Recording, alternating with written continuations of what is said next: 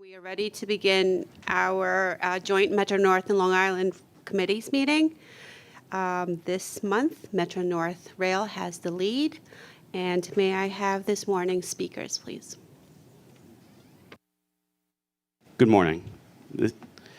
This morning we have at least 5 members of the public registered to speak. As a reminder, we ask all public speakers to adhere to MTA's rule of conduct and decorum. I would like to remind our public speakers that in the interest of time and fairness to limit themselves to 2 minutes. Please be aware that there will be a warning beep to remind you that you have 30 seconds to conclude your remark. Our first public speaker will be Lisa Daglian, followed by Jason Anthony.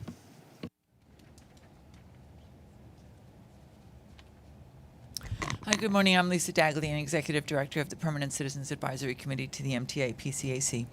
First, a big thank you to the Metro North workers who got service back up and running quickly after the devastating floods from last week's storms. Yet another once-in-a-thousand-year storm less than two years after Ida highlights the need to make our transit system more resilient. Surely it won't be the last. We saw that yesterday and over the weekend. We also thank Senator Gillibrand for introducing legislation for new resiliency funding streams to help ensure the system is prepared for the future. With congestion pricing and fare increases on the horizon, bringing much-needed funding to both capital and operating budgets, good, reliable service is critical for getting riders back on board and keeping them coming back. We launched a survey this spring to hear from Long Island Railroad riders. We heard the good: Grand Central Madison, more Brooklyn shuttle trains, and more options. We also heard what needs to change: overcrowding on Penn-bound trains, lack of time connections leading to delays, insufficient service between Queen stations, and dreaded up and over at Jamaica. We're glad to see you've heard many and addressing many of the rider concerns starting in September. Particularly, we're thrilled to see more peak through trains from Long Island and Far Rockaway to Brooklyn, reducing the need to transfer. Having more trains stop at Kew Gardens and Forest Hills, adding capacity to and from Penn, and improving Penn service on nights with major events at the Garden. We're thankful the Long Island Railroad has heard the concerns of riders heading to and from Atlantic Terminal and will soon better connect Brooklyn to Long Island. We've also heard from countless riders about the loss of timed connections and hope you'll make every effort to bring them back. Missing an eastbound connecting train can mean waiting upwards of an hour at Jamaica. We're also looking forward to hearing more updates on Penn Access today. Bringing Metro North service into Penn with the addition of 4 new stations in the Bronx will make for a more connected region and open reverse commuting opportunities. Thank you.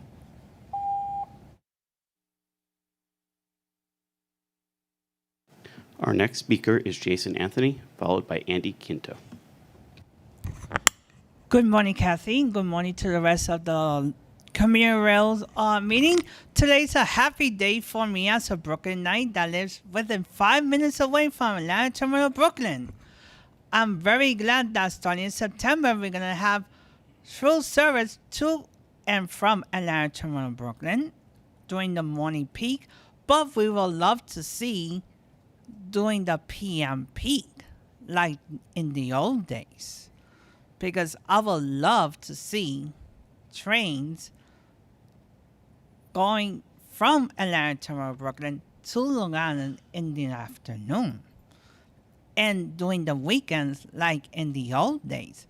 But I would love to thank Kathy Rinaldi to making all of this possible starting in September.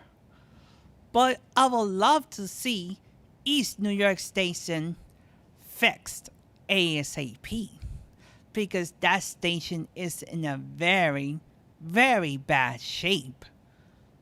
As a Brooklynite myself, even though I was born in the Bronx. But later on this afternoon, as a Bronxer myself, we will have an update regarding Penn Access. So once again, Kathy, thank you. I would love to thank you very much, because you, as the head of Metro North and the Long Island Railroad, you have made all of this possible under your tenure. So that's all I have to say for this month. And thank you, Justin.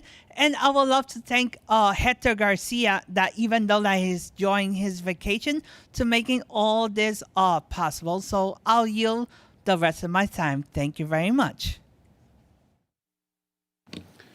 Andy Quito is temporarily out of the Zoom room. The next speaker will be Andy Pollock, followed by Jack Nuremberg.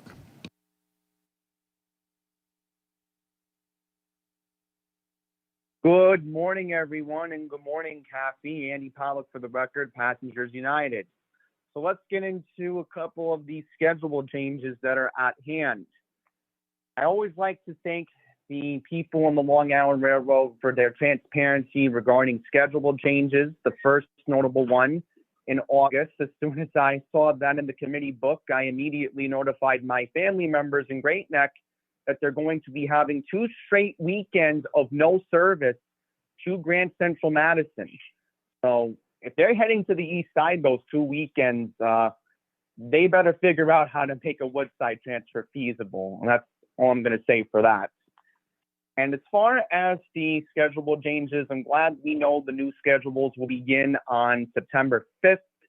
I'm glad that Atlantic Terminal is getting more service, but this is not a time to applaud just yet.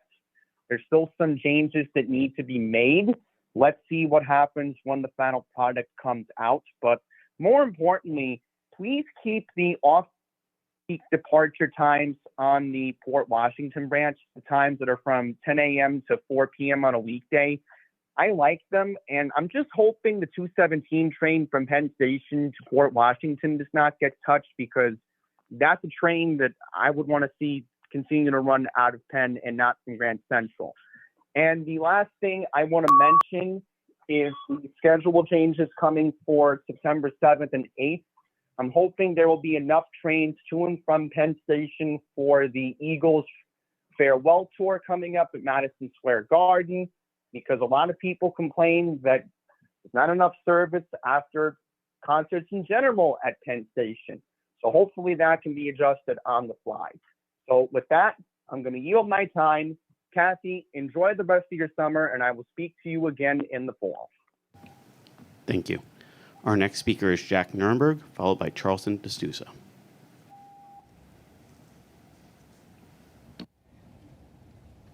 All right, good morning, everyone. I'm Jack Nierenberg. I'm the Vice President of Passengers United. And so I saw the announcement about the new timetables coming September 5th. And while we do need to see the new schedules in order to make a more definitive response, it looks very promising. We are seeing more through service to Brooklyn finally in the AM from Hempstead, Far Rockaway, Long Beach, and Huntington, which was way overdue, finally getting it. We do want to see more through service from Atlantic Terminal during the peak period, which seems to be more important, especially considering that with the elimination of the time transfers, let's say there's a problem with the Atlantic branch and you get to Jamaica only to realize that the last train of the day, or you're going to be spending more than an hour at Jamaica waiting for the train that you should have gotten. We need to see peak trains from Atlantic Terminal. So, and also I do want to say that I'm really hopeful about some necessary changes being made to other branches like the Ronkonkoma branch, the 525 from Penn Station to Brentwood finally being extended to Ronkonkoma, given that I've seen that exact train come up from Brentwood to Ronkonkoma. So bravo. Once I see the schedules, I'll be able to definitively applaud that. But at the same time, I do need to address a couple concerns, and that's why I'm going to be speaking to the second committee when the time runs out. So when it comes to the gap in the AM from, I think you said 9:50 to 11:20 on the Atlantic branch, and the fact that we would only be seeing 1 hour gap in service. Yeah, so that's going to be devastating for many commuters during the AM period. Thank you. Your time has elapsed. I'm going to speak to the second committee. There's only one 2-minute block allowed per committee now. In the rule before. Thank you. Your time has left. Thank you.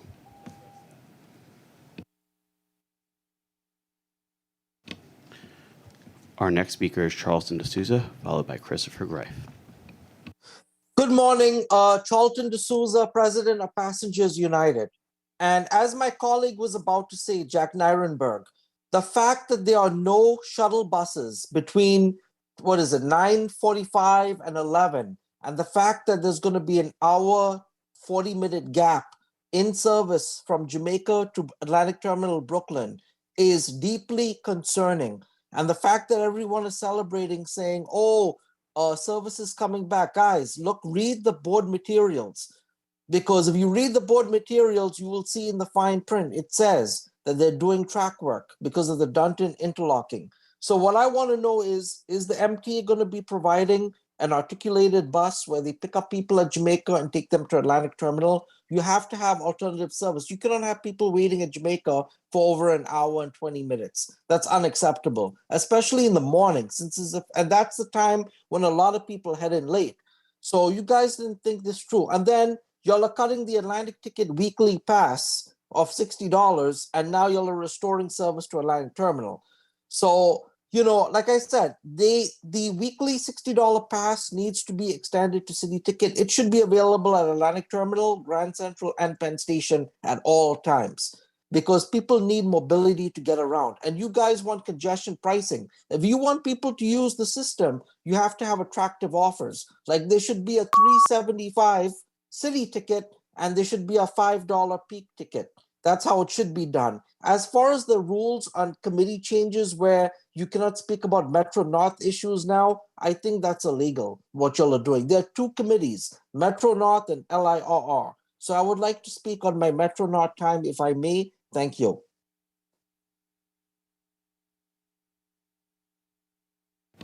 Thank you for your remarks.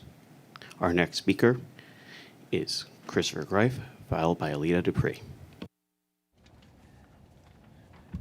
Good morning, everyone. Christopher D. Greif. Happy Disability Pride Month, ADA 33, as we celebrate the American Disability Act and Disability Pride Month of this month. Thank you, Q, who's here. Hi, Q.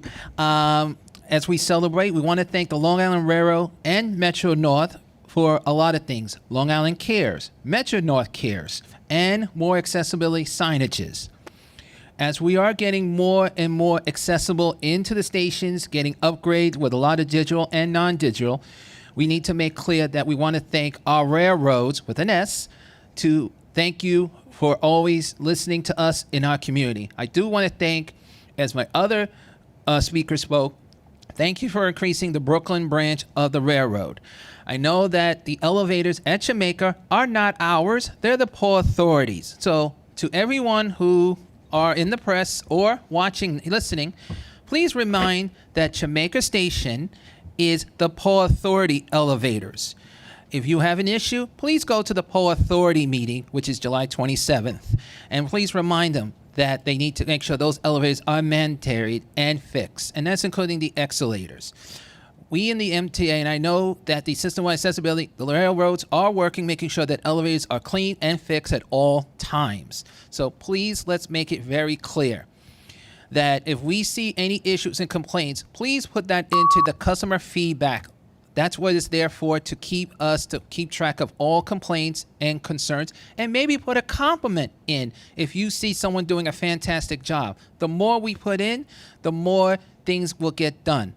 Part of celebrating the ADA 33 is getting things accomplished. So I am going to say this. Thank you to everyone. Happy ADA 33 Disability Pride Month. Thank you. Thank you for your remarks. Our next speaker is Alita Dupree, followed by Murray Bowden. Thank you. Good morning to the chair. Alita Dupree, for the record, she and her can talk about railroad today. The work of improving our railroad must never stop. Electrification is essential. Hopefully reviving the plan to electrify the central branch, to augment service from Babylon over to the main line, and to work on other opportunities to reduce the use of diesel fuel on our system. And Penn Access is essential. I look forward to using it someday, along with Grand Central Madison, and continue the work toward bringing Omni onto the trains and show us what it looks like. I am not able to be with you today. I'm still in Northern California and using the Capital Card or tap and pay system. And did get on Caltrain and got to see what a new a constructed electrified railroad is looking like, though I think it's going to be another year before the electric trains start running. How do we get people interested in commuter rail, especially our visitors? These things I'm practicing in California that I can bring to New York to use commuter rail more than I have on previous trips to New York, to be able to stay in the outer boroughs and travel into Penn Station and Grand Central Madison. Because see, commuter rail is not just necessary, but it can be fun as well. Because I think back to my first visit to Grand Central Terminal in the fall of 1980 and reminded of Jerry Rafferty and Right Down the Line and visiting that famous railroad station and the information booth and riding the train through the Park Avenue Tunnel into the light, a place where I discovered things bigger than myself. I hope to be back on the system soon. Thank you.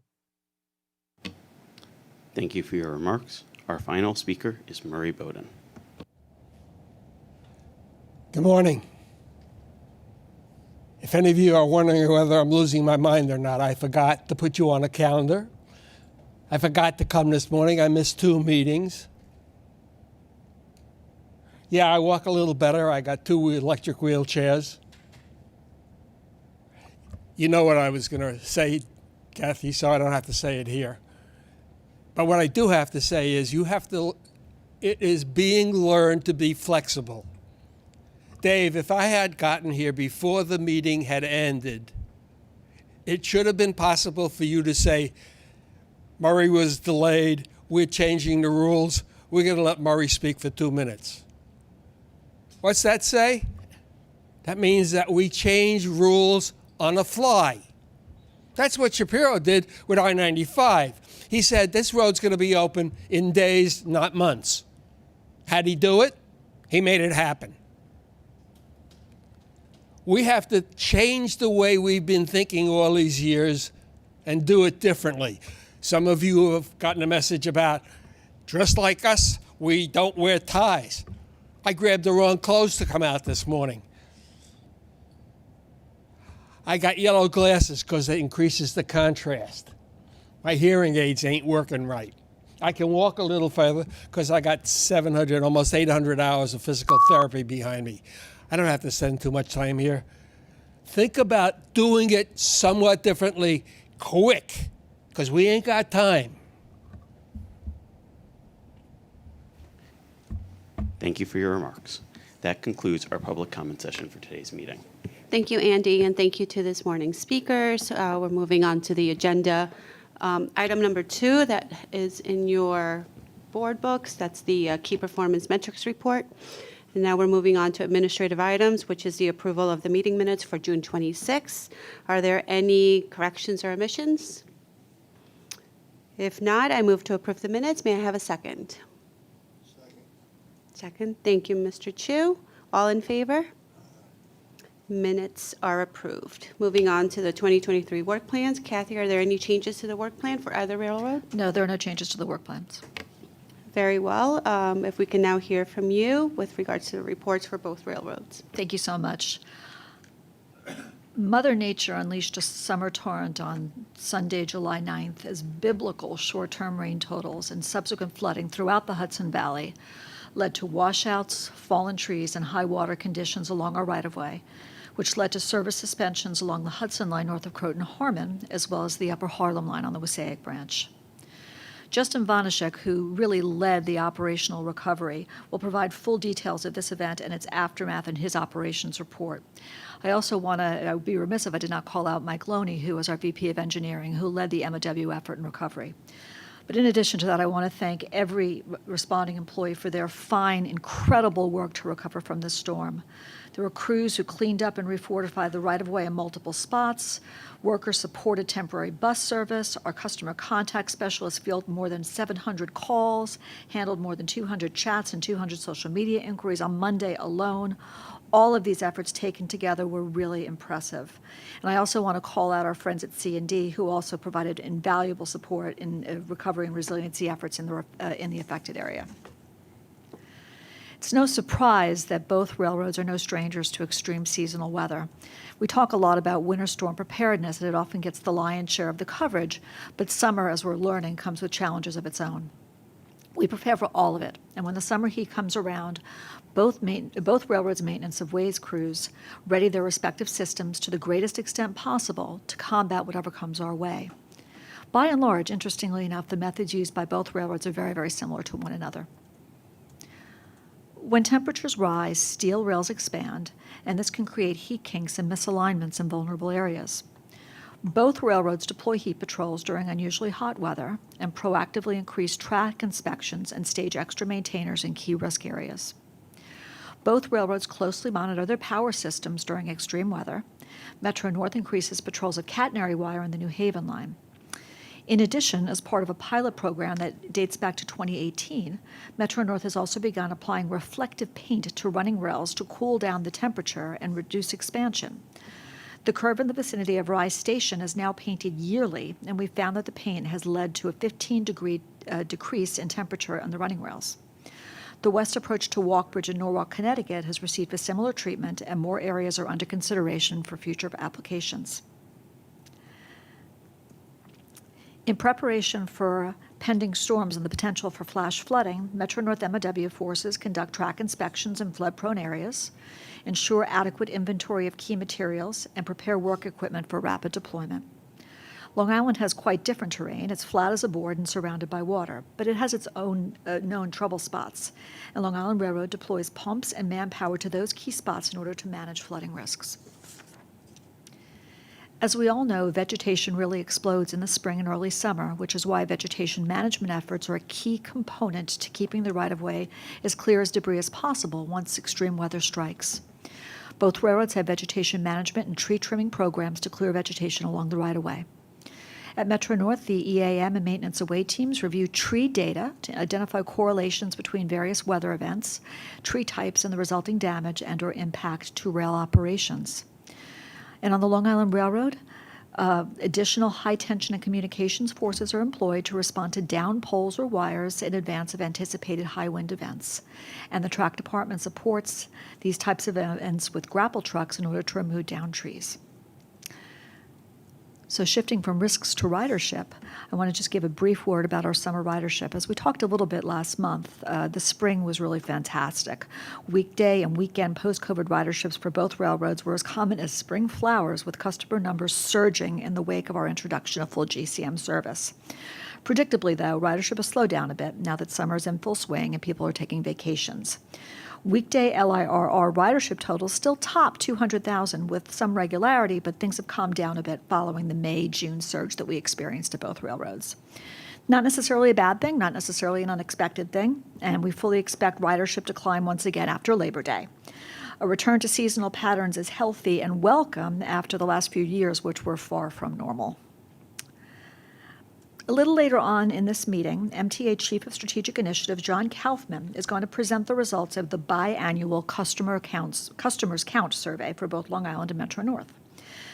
Given the early rough patches that were associated with the rollout of full GCM service late February, we're not surprised by the decline in overall customer satisfaction on the Long Island side, but obviously the results were certainly not welcome.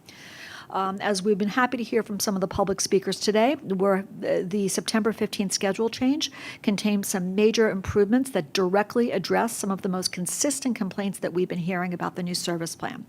So I'm going to give you a brief overview of some of the most relevant changes that will appear in the September 5th schedule change. You've heard from some of the public speakers this morning. There will be more direct service to Brooklyn during the AM peak. We're adding 5 through trains on the Far Rockaway, Long Beach, Hempstead, and Huntington branches. We've also mixed up the stations that will be getting direct service to Brooklyn. Locust Manor, Laurelton, Rosedale, Hollis, and Queens Village stops have been reassigned to more Atlantic Terminal trains. Data indicates that more riders from these stations are traveling to Brooklyn, and we want to ensure that they get as many trains to Brooklyn as possible. We've been in touch with elected officials in these communities, and they're very, very supportive of this change. One of the other complaints was the reduction in express service. We're addressing that as well. The new schedules create more morning express service on the Huntington and Ronkonkoma branches. All but 4 morning peak Ronkonkoma trains will operate express to Jamaica from either Hicksville or Bethpage, and 2 trains from Huntington will operate express from Syosset or Hicksville. 2 new morning peak trains originating from Hicksville and Westbury have been added to provide local service. There's also more AM peak express service between Jamaica and Manhattan. To further balance service while meeting the demands of our customers, a few trains to and from Grand Central Madison will be directed to operate to and from Penn, and some late evening trains will originate from Penn to offer additional service opportunities to customers attending concerts or sporting events at the Garden. Another upcoming change will have most off-peak trains that make a Kew Garden stop make a Forest Hill stop and vice versa. We ask our customers to please keep an eye out for the new schedules that will be posted on our website and the Train Time app, to listen for announcements and to use our app to make sure that they're always current in terms of when trains operate and where they are at the moment. I want to make sure that everybody understands we are not resting on our laurels. We continue to look at the data and listen to what our customers are looking for, and we expect that we will be able to continue to react to customer needs and demands going forward.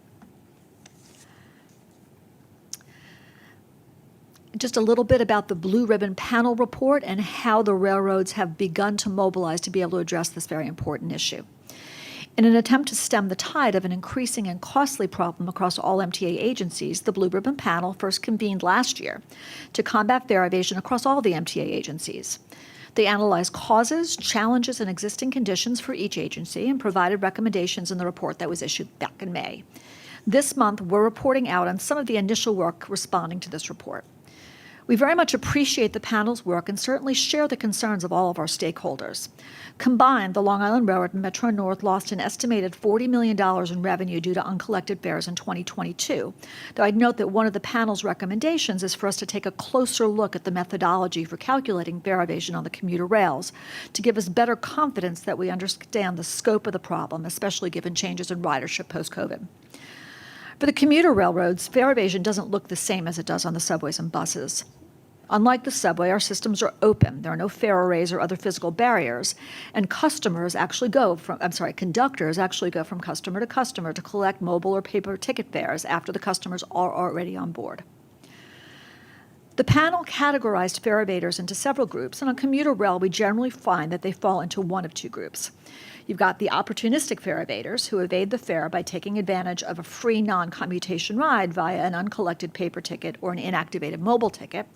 And you have determined fare evaders who board the train with no intention of ever paying the fare. Because a determined fare evader is already on a moving train when the crew member discovers that they do not intend to pay the fare, the challenge becomes how to address the situation firmly and decisively while at the same time not compromising the reliability of the service to paying customers and the safety of the onboard personnel. Short hop trips between stations that are close together present additional fare collection challenges as riders board and disembark trains before the conductors can get to them. This can be exacerbated on crowded trains, which makes it difficult for conductors to check all tickets, and by customers waiting to purchase or activate mobile tickets, which slow down the conductors as they make their rounds. As the Blue Ribbon panel remarked, customers notice when other customers don't pay the fare, and they rightfully let us know all about it, as some of them did during the recent fare hearings. The panel made several recommendations for the commuter rails, and I'm happy to report that the railroads were already hard at work on a number of these even prior to the report's release. The panel recommended that we refresh customer messaging campaigns with a focus on the importance of paying the fare, while also addressing the unique problem of delayed activations on mobile tickets. We released a revised ticket activation campaign before the final report was issued, and another campaign is launching soon. It was also recommended that we leverage the success of our Train Time app, which is a great medium for collecting fares, which now account for over 60% of ticket sales and growing. The panel correctly noted the need to address delayed activations and potentially pursue changes to ticket validity periods and activation policies based on our review of what peer agencies are doing, as well as recent technological advancements. Our conductors have also highlighted these problems, and we agree with the panel that collaboration with our frontline employees and union leadership will be an essential ingredient to success in this endeavor. couple weeks back, I had the pleasure of attending the opening of the New York City Transit Museum's brand new exhibit entitled Metro North at 40, the oldest young railroad.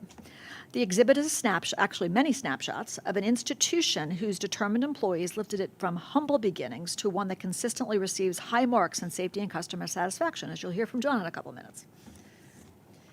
As we all know, Metro North has come a long way since its founding in 1983.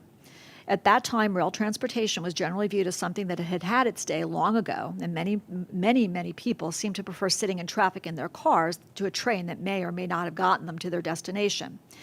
In this exhibit, you'll see the faces of the men and the women who set out to change that perception. The exhibit features plenty of historic photographs, uniform elements, promotional buttons, maps, and also Metroman 2 occupying a place of honor. It's the first exhibit opening at the Transit Museum gift shop in Grand Central since the start of the pandemic, and we encourage everybody to stop by and check it out. It'll be there until early November. There's Al Gary. He's sitting in the audience. This month, we bid a very fond goodbye for now to Long Island Railroad Chief Engineer of Operations Support Al Guerra, who leaves us after many years of distinguished service in our engineering department and the group formerly known as the Department of Program Management. Wave to the nice people, Al. There he is. Okay.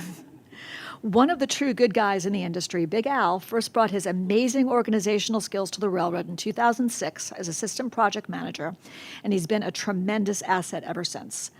Among his many other accomplishments, Al managed Long Island Railroad force account work on the Queens side of East Side Access construction operations, including the intricate Harold interlocking. Thank you so much, Al, for your many contributions over the year. We wish you a long and healthy retirement with your family.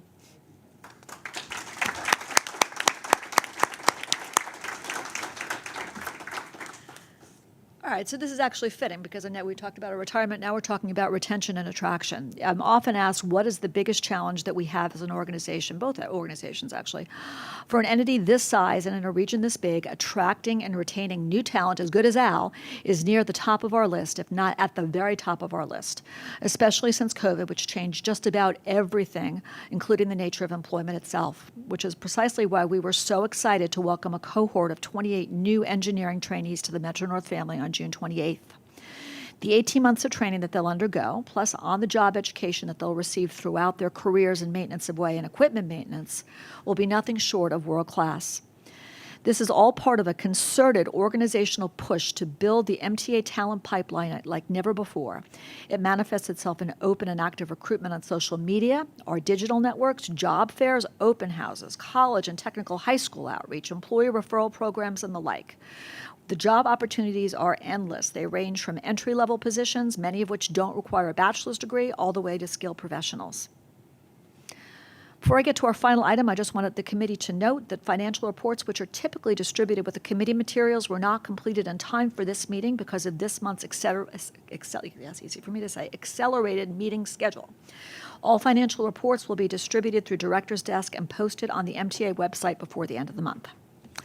Finally, we are joined at this table today by Q Arroyo, who leads our accessibility efforts across the entire MTA. July is Disability Pride Month, and Long Island Railroad and Metro North have been celebrating all month long with both internal and external digital content designed to shine a light on the experiences of people with disabilities, their importance to our region, and how we can better serve these communities. While we celebrate Disability Pride all year long, July allows us to commemorate the 33rd anniversary of the ADA. To honor this month, the MTA and its agencies are hosting and taking part in a series of special events at which we hope to see customers, employees, and partners alike. As Q has said, ADA set a floor, not a ceiling, of what accessibility could look like, and compliance is not good enough.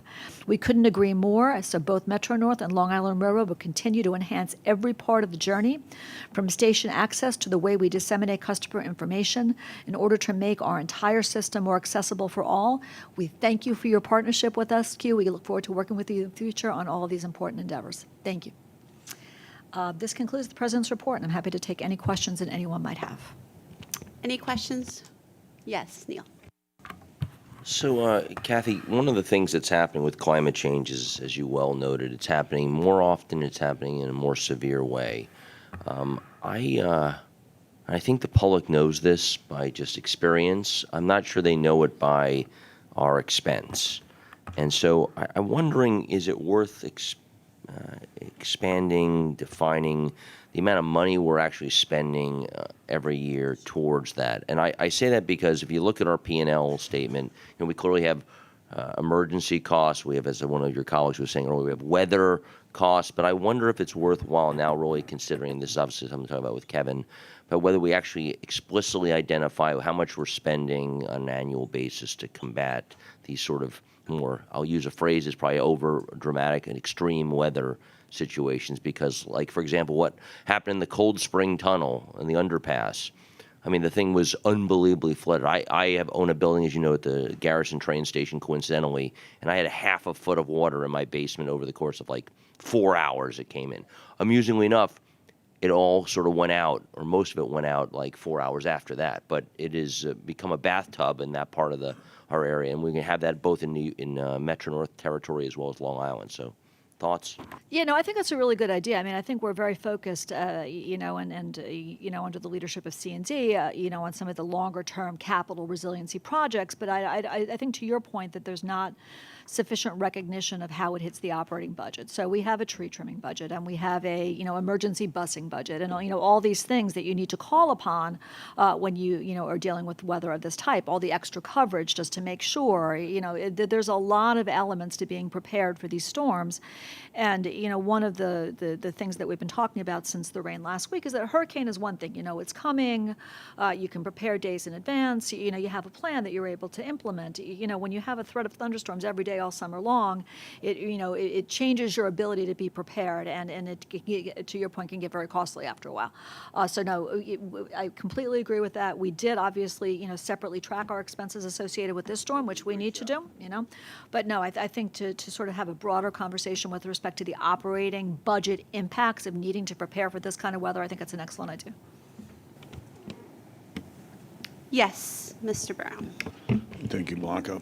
Congratulations to all the managers that worked on this. It was, sort of a Moses effort, in what you're doing. Also, congratulations to the Maintenance Away and Engineering Department employees who went out there in very difficult weather, worked on this stuff, got it done quickly. It was a Dunkirk type effort. I know I already got Moses and Dunkirk, and so it's got to be something right. But the guys and the ladies did a great job in dealing with this, and I'm very proud to be associated with them.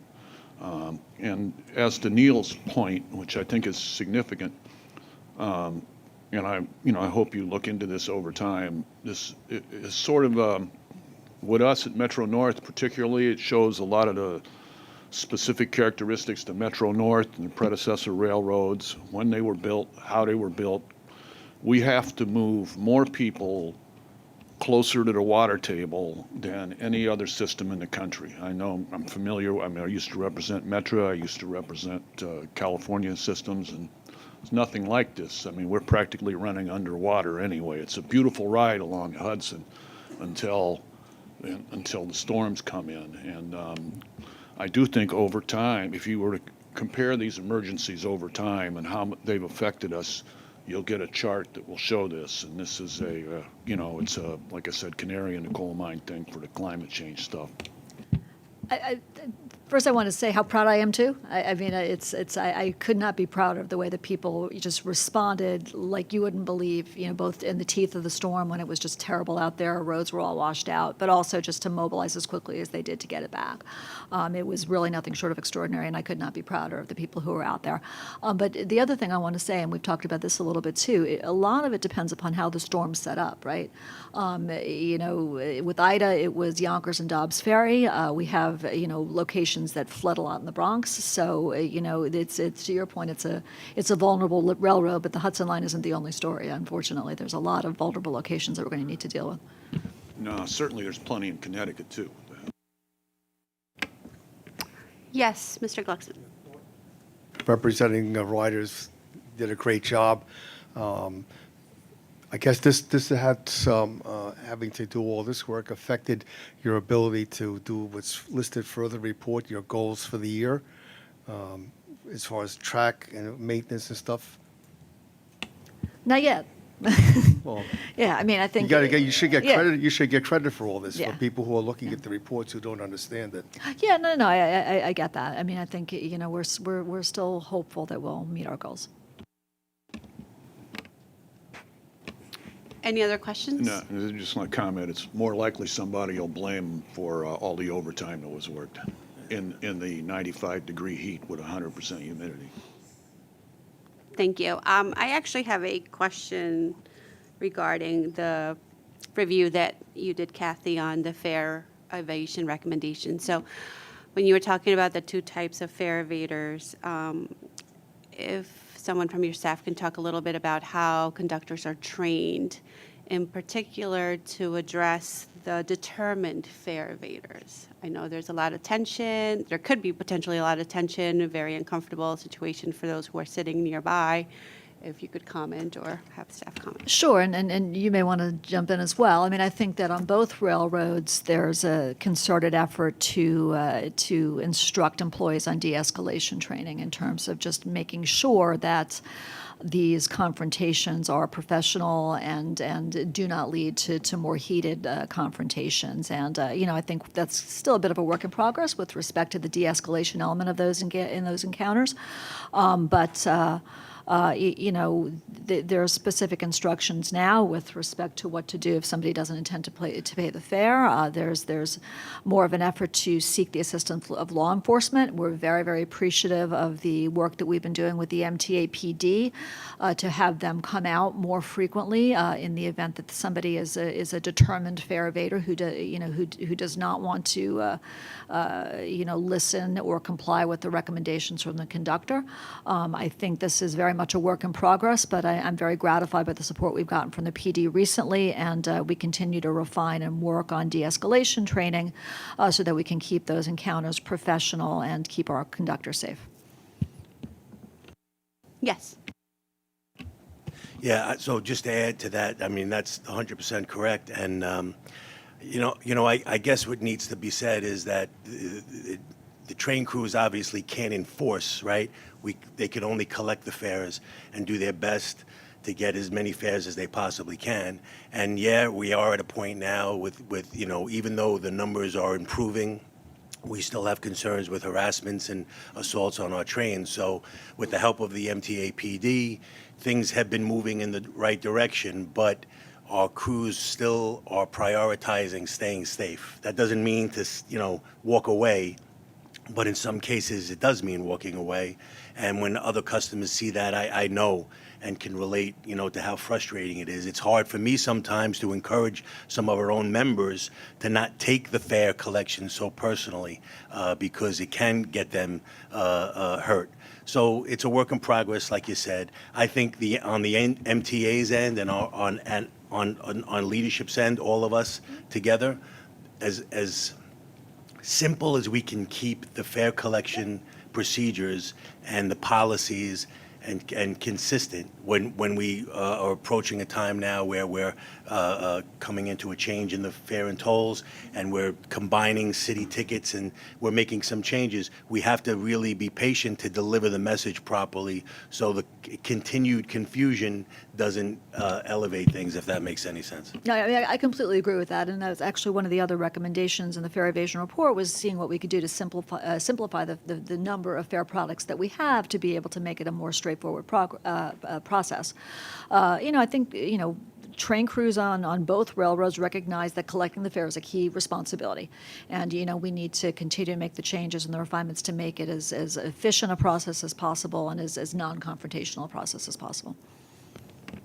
Thank you both. Yes, one more question or comment, Mr. Brinkman? Yes, I just wanted to echo what was said about the work done at Metro North to recover from the storm on Sunday. That was a Herculean effort, and it really is amazing that they could get back up online that quick.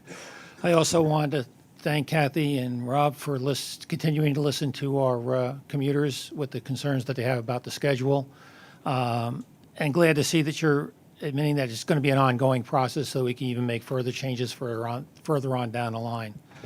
The last thing regarding the Blue Ribbon Panel's recommendations, it's just a personal bug up, burr in my saddle is we do have people who continuously abuse the IOU system. I know you have a particular name for it, AEV or something like that, but when you encounter somebody that's on number 20 or number 25, and you have some people that are up in that range, they should be arrested.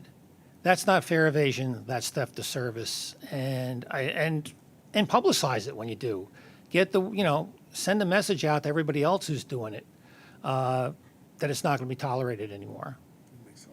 But again, I just want to keep everything positive. But kudos again to everything that's been done. Thank you. Thank you. We're moving on now to our safety reports. Shelley. Oh, I'm sorry. Moving on to operations. All right, good morning. The operations report begins on page 24. Metro North's service delivered rate for June was 99.9%. System-wide OTP for June was 97.5%, above goal of 94, and year-to-date OTP was also above goal of 97.6. So one item of note for West of Hudson Port Jervis line, we had a June OTP of 74.5%.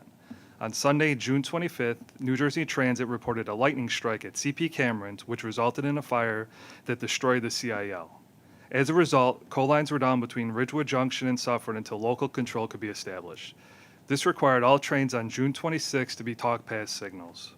As the week progressed, NJT was able to gradually regain control of more territory, and the delays diminished until the situation was finally resolved during the overnight of July 1st.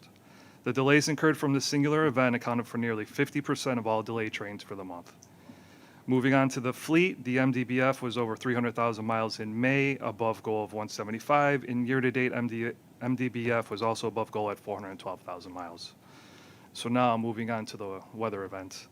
So as President Rinaldi mentioned, on Sunday, July 9th, Mother Nature once again wreaked havoc on our region. With rain totals more than double what was forecasted, we saw numerous washouts, nearly a dozen high water conditions, trees down, boulders on the tracks, all leading us to suspend Hudson Line service north of Harmon beginning Sunday afternoon. Metro North crews worked through the night and into Monday morning to assess the damage and clear the tracks of downed trees, mud, boulders, and water in places that had risen above the running rails. Come Monday morning, we also had to suspend Upper Harlem Line service north to southeast due to high water conditions and a washout south of Dover Plains.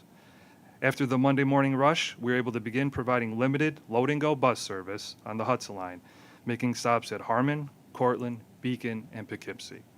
And then also on the Upper Harlem Line, we began busing between Southeast and Wassaic. Customers were provided with regular service updates and advised to monitor train time for up-to-schedule info. On Tuesday, we announced a partial restoration of service with hourly trains operating between Grand Central and Peekskill. On Wednesday, near full service returned to the Hudson Line, with full service resuming the next day. Regular service was also restored on the Upper Harlem Line by Wednesday morning. Given the amount of damage to our territory, it is nothing short of amazing that our crews, in partnership with MTA C&D, were able to restore service on both lines by Wednesday morning. I would like to thank each employee who made this a reality. If not for their hard work and dedication, this would not have been possible. That concludes my remarks. Thank you, Justin. Any questions for Justin? If not, we can move on to Rob Freese, Long Island Rail Report. Good morning. Total on-time performance for the month of June was 92.6%, below goal of 94%, and year-to-date as of June was 94.4%, above goal of 94%. For the month of June, 3 branches operated at or above goal, and year-to-date as of June, 6 branches operated at or above goal. For major events which result in 10 or more late trains, there were 25 incidents for the month of June. The most significant occurred on June 29th, which was a signal problem that began during the off-peak period and into the PM peak period. This incident negatively impacted on-time performance by 0.1% and resulted in 29 late trains, and the cause of it was a defective transformer which has been replaced. For our fleet performance, the MDBF for the month of May was 242,028 miles, and year-to-date as of May was 181,788 miles, both above goal of 170,000 miles. For service delivery, we completed 99.6% of our trips for the month of June, and year-to-date we completed 99.7% of our trips year-to-date. For upcoming work which will impact service, on the weekends of August 12th, 13th, and 19th and 20th. Contractor work will take place on the Grand Central Madison tunnels. As a result, Hempstead branch trains will originate and terminate in Atlantic Terminal. West Hempstead branch trains will originate and terminate in Jamaica. And Huntington and Port Washington trains will originate and terminate in Penn Station. On the weekend of August 26th and 27th, there'll be waterproofing work taking place on the Van Wyck Bridge here in Jamaica. There'll be schedule adjustments to the West Hempstead branch trains and Babylon trains. And finally, on September 16th and 17th, there'll be switch installation work taking place east of Floral Park on the main line and concrete tie work between Bethpage and Hicksville. Schedules on the Oyster Bay, Huntington, and Ronkonkoma will be adjusted. And at the end of August, we'll begin U.S. Open service. I'm sorry. My mind went blank. Forgive me. I know. So please check the train time app for schedule updates, and that concludes my report. I'll take any questions you may have. Any questions for Rob? Okay. Yes, please, Mr. Oh, sorry, were you saying something? You just triggered something. I don't think I've made this as a point of praise, but boy, that app is really good. It is really good. I rely upon it for the subway. I can use it the second the train gets in the station before the door shuts to know whether the connecting subway is coming. I use it for Metro North and Long Island Railroad frequently. It really works well. I must admit, I'm stunned. I mean, even private companies have a hard time keeping apps like that working well, and we're not a private company for profit. So whomever is driving the IT behind that, really well done, guys. I mean, it really works. No, it has ridiculously high ratings at the App Store, and it's a completely homegrown, app, and a huge team of people behind it, and they've done an amazing job. And I do think with the launch of the GCM service and some of the issues we've had, having such a reliable, intuitive app has just from a customer experience perspective been fantastic. So thank you for the shout out, and we'd like to echo it. It's been really terrific. Thank you all. And now we can move on to our safety report. Shelley will be giving Metro North safety report. So good morning. Metro North Safety Report can be found on page 18 of the committee book. And first to summarize where Metro North stands with customer and employee injury rates. This compares the rates for the current 12-month reporting period, which ended May 2023, to the rates for the prior 12 months ending May 2022. So the reportable customer injury rate increased from 2.02 to 2.07 per 1 million customers. For the recent trend, the 12-month rolling rate ticked up after 6 months of decreases. Slips, trips, and falls remain the highest category we see of customer injury. The reportable employee lost time injury rate decreased from 2.18 to 2.08 per 200,000 working hours compared to the prior 12 months. And for the recent trend, the 12-month rolling rate dropped for the second month in a row. So I wanted to highlight some of our customer and community safety outreach through the TRACS program this month. That outreach continues, and in the warmer weather months, we partner with communities to join a variety of outdoor events and spread the word about rail safety across the territory. Just a few highlights of recent community events include the Bethel Pride event in Connecticut, Port Jervis Rubber and Truck event, Shoreline Trolley Museum in Connecticut, and many others. We made 24,497 in-person contacts for the year to date through May, and over 600,000 contacts through web and social media. And we're planning more events and station outreach as we go forward into August. That concludes my report. I'd be happy to answer any questions you may have. Thank you, Shelley. Any questions? If not, we're moving on to Lori's report for Long Island Rail.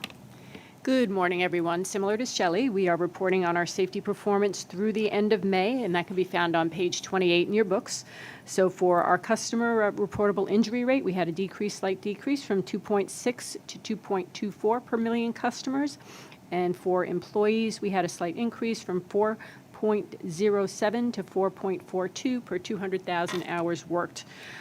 Two highlights of note, in addition to the continued wonderful work being done by MTA police and community relations specialists over the summer with the TRACS program, We were fortunate on July 11th to hold our first in-person Safety Incentive Award ceremony since 2019.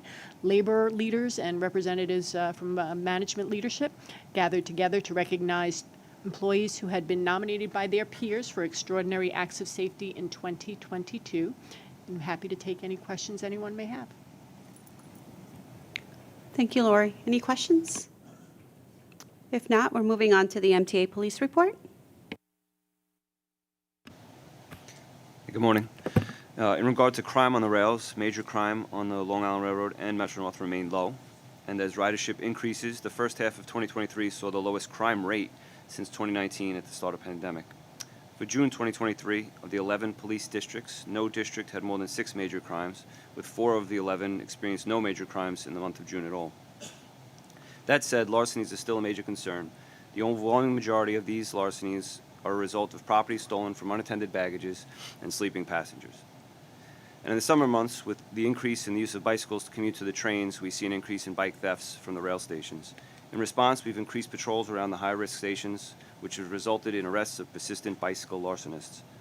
Further, all district commanders have been instructed to survey each station for crime prevention measures to curb these bike thefts.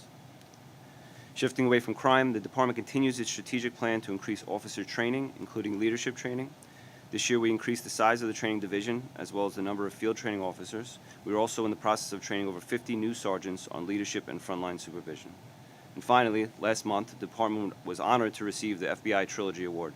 This award is given to agencies in which the entire command staff complete the FBI Leadership course. We're the first agency in New York State to receive this honor. We would like to thank Chairman Lieber for supporting this training and President Rinaldi and the Metro North team for the use of the Metro North training facilities to conduct this training. This concludes the MTA PD crime and agency update, and thank you, and I open the floor for any questions. Thank you very much. Any questions? Yes, Mr. Brigman.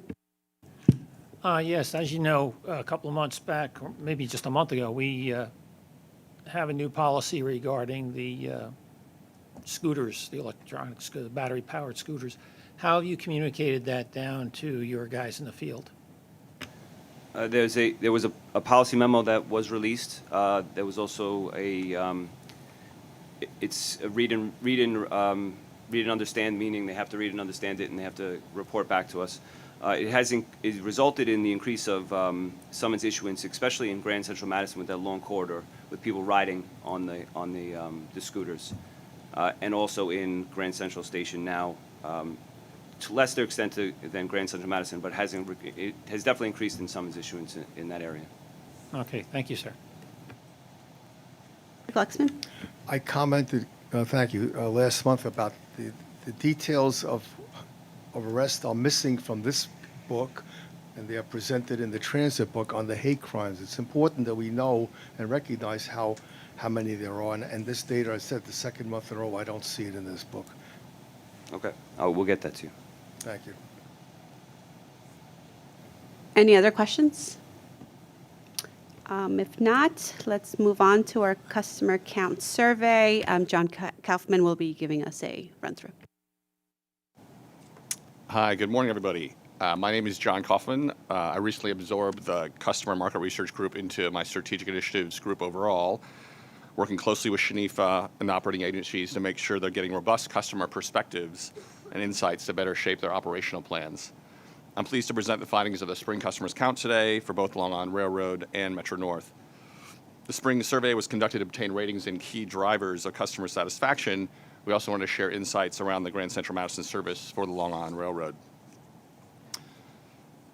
This online biannual survey was conducted the last 2 weeks of May. We offered the survey in English, Spanish, Korean, Bengal, Russian, Italian, Chinese, Portuguese, and Haitian Creole. Additionally, the survey was offered by phone for those who don't have internet access or if they needed assistance. The response to the survey was even better than the fall. We had a 30% increase in Long Island Railroad respondents, almost 21,000 individual riders, and a 4% increase for Metro North, another 18,000 people giving us their feedback. We thank our marketing and advertising teams for helping get the word out. The data is weighted by using the census to adjust for income and minority status, and for ridership using average weekday counts. On this slide, you can see the key takeaways around the top drivers of satisfaction for both railroads being service-based. Service reliability, on-time performance, and seat availability are among the highest, fares are also highly important. The Long Island Railroad customer satisfaction score has declined by 13 points since fall 2022, which may be attributed to declines in satisfaction for Atlantic Terminal customers, and I'll share more on that in a second. Long Island Railroad leadership continues to make adjustments to its operation and is further adjusting schedules to address these customer concerns. Let's turn our attention to these trends overall in the drivers. You can see here the Long Island Railroad shift over the last 3 periods, spring 22 being the first baseline survey we did in this format, consistent across all modes at the MTA. And you can see that 13-point decrease in the spring. Metro North at the bottom maintains a high score of 89%, which is truly remarkable, and has made that consistently over the last 3 periods. Let's go a bit deeper on Long Island Railroad and what we heard from those customers. We've shown these branch scores in this format before, alphabetically by branch, and green and blue indicate relative levels of satisfaction, with orange-red showing dissatisfaction. The number next to the triangle indicates the delta from last fall's survey. With the exception of the Montauk branch, you can see every line is down in the low double digits. However, as we dug deeper into the results, we felt this is not the most revealing way to look at how and why satisfaction has shifted. On this slide, we try to explain the decline as the relationship between how often customers are traveling and their satisfaction. Each bar represents groups of customers who indicated how often they are transferring on the Long Island Railroad. The colors, again, indicate overall satisfaction.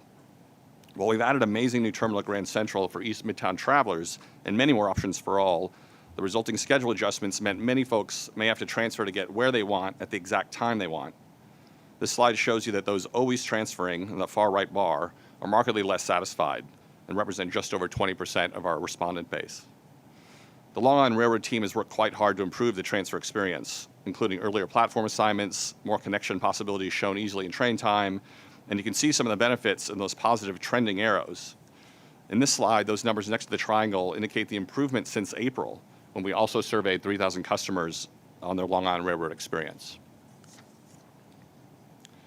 If you play through the dissatisfaction with transfers, this slide shows you who has been affected the most: customers going to Atlantic Terminal. This group is the largest drop of any customer group in our survey, down to 41% satisfied. Accommodating more trains to Midtown required a rethink of all branch service and included the rollout of the Brooklyn shuttle service with up to 7 trains an hour, but requiring more customers to transfer at Jamaica. A smaller but meaningful decline in satisfaction was also seen from our Penn respondents, down 16 points to 64%. These recent announcements around the substantial adjustments to the fall schedule will help improve the experience for most customers, reducing transfers by adding many more through trains to Atlantic and adding some faster trains to Penn in peak periods. To ensure it's not overlooked, I'll point out the very high satisfaction rates of those going to Grand Central Madison at 80% satisfied and 20% of our respondents. This slide shows our traditional key driver analysis, what attributes are most important to customers, and how our customers rate us on them. The top section shows drivers we understand to be very important to our riders, while the second larger set ranks slightly less important as drivers. You can see in the very important section at the top, the purple circles, which indicate service-related attributes, are the most common, showing service is more important to just about anything except for fares. We can also see the very important key drivers here have all declined. We attribute this with a broader set of customer feedback adjusting to those new schedules and some operational challenges accompanying that 40% increase in service. Let's turn our attention to the highest rated Long Island Railroad stations. The survey allows us to drill down and provide information to the leaders on the over 125 stations operated by Long Island Railroad. We ensure on this slide we have sample sizes of at least 100 to have a reliable read on how folks feel about the station. At the very top of the chart, you can see Grand Central Madison coming in at 96% satisfied, which is frankly amazing. Additionally, you see some other high-rated stations, including Stewart Manor, over 150 years old, serving the village of Garden City on the Hempstead branch, and Manhasset, Broadway, and Syosset, all with very high satisfaction scores consistently. The flip side of this is the lowest rated Long Island Railroad stations, and again, at the bottom here, we have East New York Station. 4 of the 6 of the lowest rated stations are in the city terminal zone. East New York received the lowest scores with 41%, which is about the same as it was a year ago, clearly a work in progress for us all. Now, you'll also see Penn Station is still on this list. However, you see a 7-point increase in satisfaction since fall and a 19-point gain since spring of last year. We feel this is some early recognition of the efforts and investment in the physical layout of the station. We can also see this in some other attributes around Penn Station. The slide picks out 3 that we've concentrated a lot on in the last 12 months. Firstly, around wayfinding, where you can see, again, a massive increase in wayfinding scores at Penn. Personal security up 16 points in a year as a result of increased focus by the MTA police at Penn. And cleanliness also up 23 points in the last year. So while there's still some ways to go, you can see some significant improvement here. Let's turn to the Metro North just briefly. Again, very high overall satisfaction scores at 89%. That's true across all 3 lines, where you see, again, 91% on the Hudson line in particular is remarkable.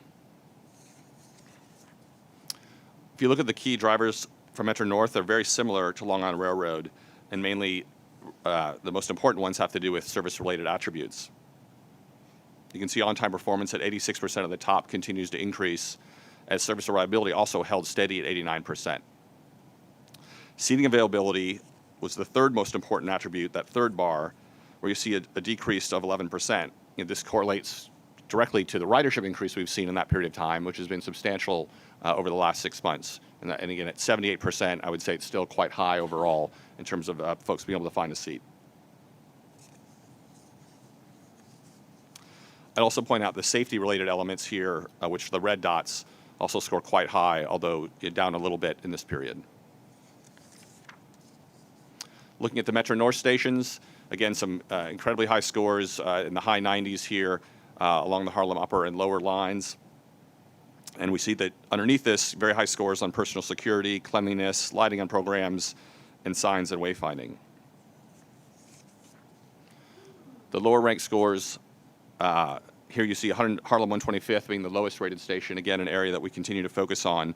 And there we see the scores on homelessness, panhandling, and restrooms, along with station cleanliness, a bit lower than average. We continue to work with our city partners to improve conditions and the perception of safety at this station. The other stations with lower scores here, Marble Hill, Mount Vernon East, Stamford, lower in a straight ranking, but also quite high overall, with Bridgeport at 83%. It's not something I'd put on a lower ranks, particularly low score list. The last thing I'll share with you today was just we added a new question on what would encourage you to ride more often, and we asked folks to nominate 2 responses from a selection there. And you can see here that both railroads selected more frequent service on weekdays and weekends as the most common thing that would make them ride more often, along with fare incentives. You can also see on this list a change in work from home policy would make them ride more often. That's been dropping a bit, perhaps not something they desire, but something that comes up as the thing that would, again, is holding us back on getting some of the riders to the pre-COVID levels. In summary, the leadership team at both railroads are quite engaged in insights from these findings. I hope you found it useful today as well. I'd like to thank the customer research team who works quite hard to support our agencies day in, day out, specifically Samantha Hawkins and Janice Pepper here in the gallery, who, again, make this all happen twice a year and more. I'm glad to take any questions you may have at this time. Yes, Mr. Glucksman? Hi, very interesting report. The only thing is when you talked about Metro North, you should have specified that east of Hudson. You forgot about west of Hudson, 2 lines, Pascack Valley and Port Jervis. How come they're not included in the report? Yes, thank you for reminding us of that again. We do capture that, as you know. New Jersey Transit captures those surveys. We get them on a slightly different cycle than we perform ourselves in-house, but we'll get you some of the more recent information on those lines. Mr. Procurement? Okay. Okay, I just want to preface this by saying that I did not take this particular survey, but I understand this was done online and that you had to answer every question or it wouldn't be accepted. And there was no not applicable column where you could check off. Is that true? The first part, it was online, but again, we offered phone-based offerings for folks who chose that route. They could call in. We actually do take what we call partial completes. And so if someone fills out the majority of the survey but doesn't hit submit, we capture those separately and hold them separately. And we feel if it's robust enough, we'll include them. If they just filled out one question, it wasn't something we'd sort of process. But we do take partial completes for those who don't get all the way through the survey. Okay, but you did not have a not applicable. Some box for questions, people to some check. questions we do require an answer on that I think that frustrates folks. We'll take a look at how high those are, but we do, again, for some partials, they don't fill in every single survey. We'll still take what they reply. Okay, because the complaints I got were that people felt that they had to answer every question, and some of them weren't applicable to them, so therefore they were just guessing. They struggle, I guess, yeah. You We'll know, take a so closer. that kind of, questions the reliability of some of your statistics. That's good feedback. Again, overwhelmingly, people do take the full survey. So we have a lot of that, but we will have a closer look at the obligatory questions. We do that to sort of make sure we get responses, but as you suggest, if they don't have an opinion, There don't should be don't a force it not to respond, applicable not box applicable, and an or A just be able to box to skip push. it. Yeah, Okay, I thank will you. have a look at that. Thank you.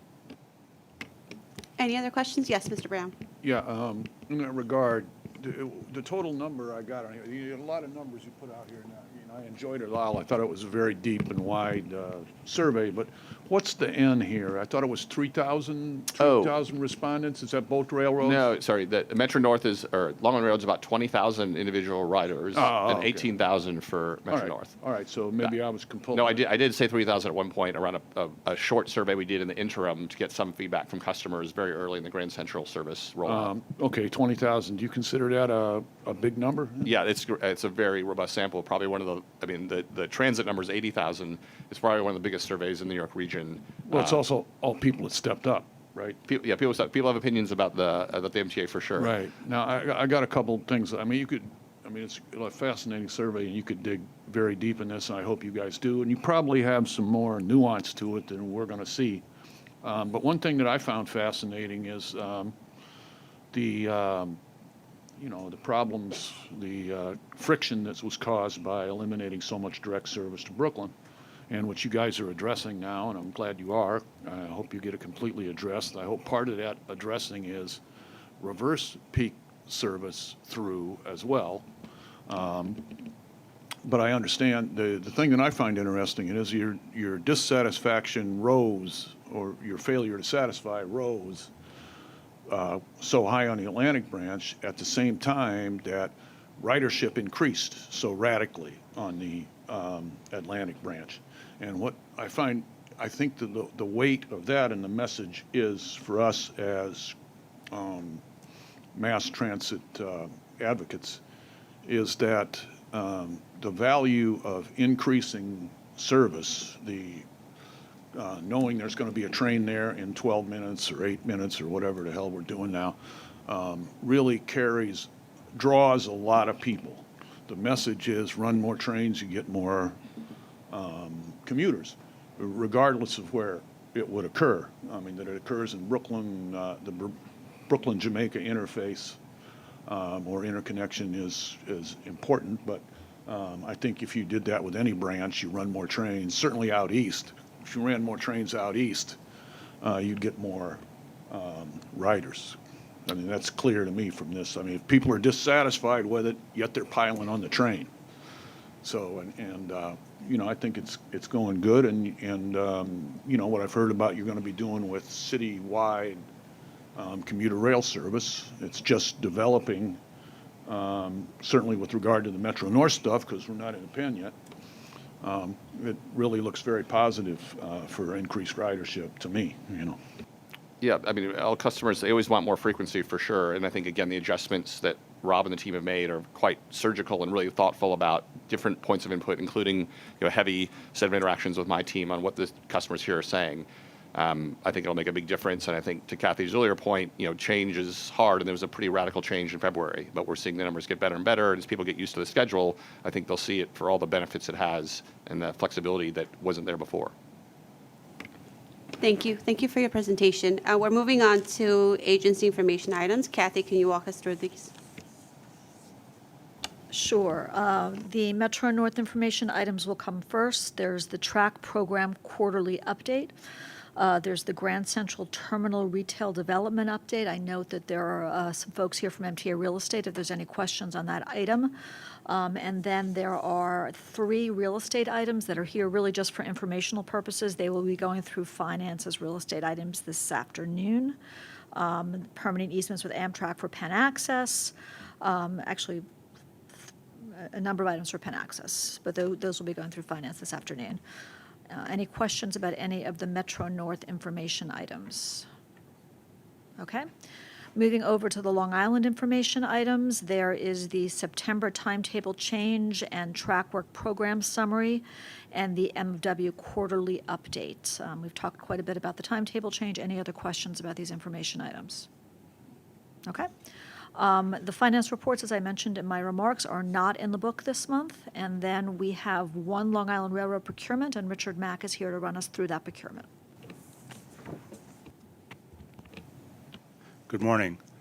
Long Island Railroad, on behalf of itself, Metro North, and New York State Transit, seeks MTA board approval to award a contract to LIRR Maintenance of Way, LIRR, for rail grinding services.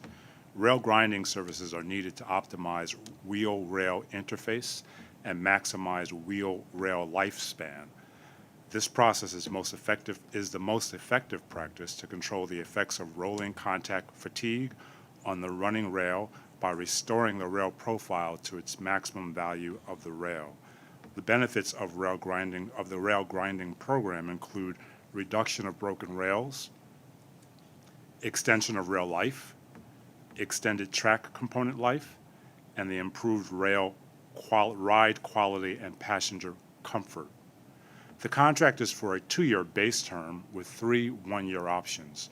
This procurement was competitively solicited through a request for proposal process. LIRR, the successful submitter, will provide rail grinding services, equipment, and personnel at various points along the agency's right-of-way in an estimated award amount of $56,223,940.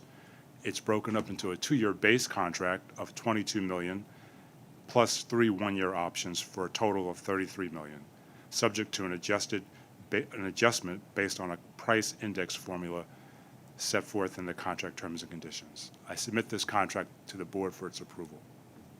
Thank you. Any questions? If not, may I have a motion? Motion. Thank you, Mr. Chu. A second?